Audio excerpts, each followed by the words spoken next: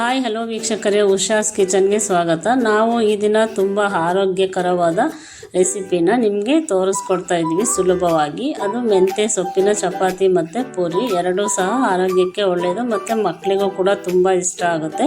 ಮೆಂತ್ಯ ಸೊಪ್ಪಲ್ಲಿ ತುಂಬಾ ಕಬ್ಬಿನಾಂಶ ಇರೋದ್ರಿಂದ ಅದನ್ನು ಉಪಯೋಗಿಸೋದ್ರಿಂದ ಡೈಲಿ ನಾವು ಬರೀ ಚಪಾತಿ ಮಾಡೋದ್ರಿಂದ ಹೀಟು ಅಂತಾರೆ. ಈ ಥರ ಮಾಡಿದ್ರೆ ಬಾಡಿಗೆ ಮತ್ತು ತಂಪು ಸಹ ಆಗುತ್ತೆ. ಮೆಂತ್ಯ ಸೊಪ್ಪು ಶುಗರ್ ಇರೋರಿಗೂ ಈ ಥರ ಮಾಡಿಕೊಟ್ರೆ ತುಂಬಾ ಒಳ್ಳೆಯದು.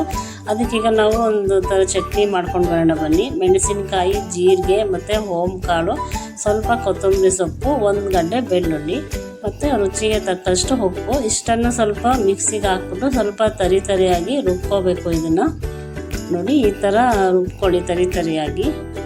ಈಗ ಒಂದು ಬೌಲ್ಗೆ ಒಂದು ಬೇಸನ್ಗೆ 2 ಬೌಲಷ್ಟು ಗೋಧಿ ಹಿಟ್ಟು ಹಾಕಿದ್ದೀನಿ.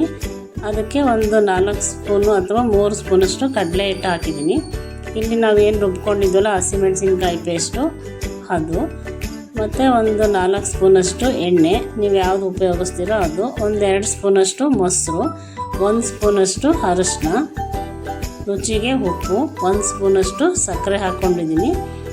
ಮತ್ತು ಮೆಂತ್ಯ ಸೊಪ್ಪು ಒಂದು 2 ಕಟ್ಟು ಚಿಕ್ಕದು, ಒಂದು ಬೌಲಲ್ಲಿ ಒಂದು ಮೆಂತ್ಯ ಸೊಪ್ಪನ್ನ ಸಣ್ಣದಾಗಿ ಕಟ್ ಮಾಡ್ಕೊಂಡಿದ್ದೀನಿ. ಚೆನ್ನಾಗಿ ತೊಳೆದ್ಬಿಟ್ಟು ಕಟ್ ಮಾಡ್ಕೊಂಡಿದ್ದೀನಿ. ಈಗ ಗೋಧಿ ಹಿಟ್ಟಿಗೆ ಚೆನ್ನಾಗಿ ತೊಳೆದ್ಬಿಟ್ಟು ಈ ಥರ ಸಣ್ಣದಾಗಿ ಕಟ್ ಮಾಡಿ ಹಾಕ್ಕೊಳ್ತಾ ಇದ್ದೀನಿ. ನಂತರ ರುಚಿಗೆ ಉಪ್ಪು ಹಾಕ್ತಾಯಿದ್ದೀನಿ. ನಿಮಗೆ ಎಷ್ಟು ಕನ್ಸಿಸ್ಟೆನ್ಸಿ ಹಿಟ್ಟು ಇರುತ್ತೋ ಅಷ್ಟು ನೋಡಿ ಹಾಕ್ಕೊಳ್ಳಿ. 1 ಸ್ಪೂನ್ ಸಕ್ಕರೆ ಹಾಕ್ತಾಯಿದ್ದೀನಿ. ಸಕ್ಕರೆ ಹಾಕೋದ್ರಿಂದ ಟೇಸ್ಟು ತುಂಬಾ ಚೆನ್ನಾಗಿರುತ್ತೆ. 1 ಸ್ಪೂನು ಅರಿಶಿನ ಹಾಕ್ತಾಯಿದ್ದೀನಿ. ಅರಿಶಿನೂ ಸಹ ತುಂಬಾ ಒಳ್ಳೆಯದು. 2 ಸ್ಪೂನು ಮೊಸರು ಹಾಕಿದ್ರೆ ತುಂಬ ಚೆನ್ನಾಗಿರುತ್ತೆ. ಈಗ ಒಂದು 4 ಸ್ಪೂನಷ್ಟು ಎಣ್ಣೆ ಹಾಕ್ತಾಯಿದ್ದೀನಿ. ಎಣ್ಣೆ ಹಾಕೋದ್ರಿಂದ ಚಪಾತಿ ಸಾಫ್ಟಾಗಿ ಬರುತ್ತೆ, ತುಂಬಾ ಚೆನ್ನಾಗಿರುತ್ತೆ ತಿನ್ನೋದಕ್ಕೆ. ಇವಾಗ ಒಂದು 2-3 ಸ್ಪೂನಷ್ಟು ಅಥವಾ ಒಂದು 4 ಸ್ಪೂನಷ್ಟು ಕಡಲೆ ಹಿಟ್ಟು ಹಾಕ್ತಾಯಿದ್ದೀನಿ. ನಾವೇನು ವಡೆ ಮಾಡ್ತೀವಲ್ಲ ಆ ಹಿಟ್ಟು. ಇಲ್ಲಿ ನಾವೇನು ತರಿಯಾಗಿ ಚಟ್ನಿ ಮಾಡ್ಕೊಂಡಿದ್ವಲ್ಲ ಹಸಿಮೆಣಸಿನ್ಕಾಯಿನ ಪೇಸ್ಟು, ಅದನ್ನು ಒಂದು 2 ಸ್ಪೂನಷ್ಟು ಹಾಕ್ತಾಯಿದ್ದೀನಿ. ನಿಮಗೆ ಖಾರಕ್ಕೆ ಜಾಸ್ತಿ ಖಾರ ಬೇಕು ಅಂದರೆ ಇನ್ನೂ ಒಂದು ಸ್ವಲ್ಪ ಜಾಸ್ತಿ ಮಾಡ್ಕೊಳ್ಳಿ.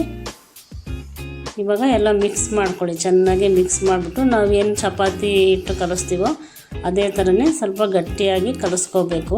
ನೋಡಿ, ಇವಾಗ ರೆಡಿಯಾಗಿದೆ. ಇದನ್ನೊಂದು 10 ನಿಮಿಷ ನಾವು ನೆನೆಯಕ್ಕೆ ಬಿಡೋಣ. ಈಗ ನೆಂದಾಗಿದೆ. ಚಪಾತಿ ನೋಡಿ ಎಷ್ಟು ಚೆನ್ನಾಗಿ ಬರುತ್ತೆ ಅಂತಂದರೆ ಅಷ್ಟೇ ಟೇಸ್ಟಾಗಿರುತ್ತೆ. ಈ ಥರ ಇಟ್ಟು ನಾವು ಸೇಮ್ ಹೆಂಗೆ ಚಪಾತಿ ಮಾಡ್ತೀವೋ ಅದೇ ಥರನೇ ಚಪಾತಿ ಮಾಡಬೇಕು. ತುಂಬಾ ಟೇಸ್ಟಾಗಿರುತ್ತೆ. ಅದಕ್ಕಿಂತ ಮುಂಚೆ ಯಾರೆಲ್ಲ ಹೊಸಬ್ರಾಗಿದ್ದರೆ ನಮ್ಮ ಚಾನೆಲ್ನ ಸಬ್ಸ್ಕ್ರೈಬ್ ಮಾಡ್ಕೊಳ್ಳಿ, ಲೈಕ್ ಮಾಡಿ, ನಿಮ್ಮ ಫ್ರೆಂಡ್ಸ್ಗಳಿಗೆಲ್ಲ ಶೇರ್ ಮಾಡಿ, ಪಕ್ಕದಲ್ಲಿರೋ ಬೆಲ್ಲೈಕನ್ನ ಕ್ಲಿಕ್ ಮಾಡಿ. ನಾವೇನೇ ಮಾಡಿದ್ರೂ ನೋಟಿಫಿಕೇಷನ್ ನಿಮಗೆ ತಕ್ಷಣವೇ ಬರುತ್ತೆ. ನೋಡಿ ಎಷ್ಟು ಚೆನ್ನಾಗಿ ಕಾಣ್ತಾ ಇದೆ, ಅಷ್ಟೇ ಟೇಸ್ಟಾಗಿರುತ್ತೆ. ಒಂದು ಸಲ ಟ್ರೈ ಮಾಡಿ ನೋಡಿ. ಇವಾಗ ಪೂರಿನೂ ಸಹ ಮಾಡ್ಬೋದು. ಇದರಲ್ಲಿ ಪೂರಿ ಮಾಡಿದ್ರೆ ಮಕ್ಕಳಿಗೆ ಲಂಚ್ ಬಾಕ್ಸಿಗೆ ನಾವು ಹಾಕ್ಕೊಡ್ಬೋದು, ಅಷ್ಟು ಚೆನ್ನಾಗಿರುತ್ತೆ. ಮಕ್ಕಳು ಸಹ ತುಂಬಾ ಇಷ್ಟಪಡ್ತಾರೆ. ದೊಡ್ಡವ್ರಿಗೂ ಇಷ್ಟ ಆಗುತ್ತೆ, ಮಕ್ಕಳಿಗೂ ಇಷ್ಟ ಆಗುತ್ತೆ. ತುಂಬಾ ಟೇಸ್ಟಾಗಿರುತ್ತೆ.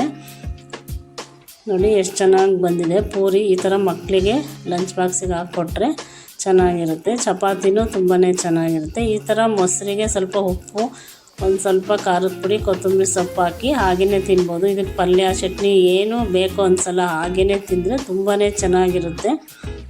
ಒಂದು ಸಲ ಟ್ರೈ ಮಾಡಿ ನೋಡಿ, ಹೇಗಿತ್ತು ಅಂತ ನಮ್ಮ ಕಮೆಂಟ್ ಬಾಕ್ಸಲ್ಲಿ ತಿಳಿಸಿ. ನೋಡಿ ಪೂರಿ ಎಷ್ಟು ಚೆನ್ನಾಗಿ ಬಂದಿದೆ, ಅಷ್ಟು ಟೇಸ್ಟಾಗಿರುತ್ತೆ. ಯಾರೆಲ್ಲ ಹೊಸಬ್ರಾಗಿದ್ದರೆ ನಮ್ಮ ಚಾನೆಲ್ನ ಸಬ್ಸ್ಕ್ರೈಬ್ ಮಾಡ್ಕೊಳ್ಳಿ ಪ್ಲೀಸ್.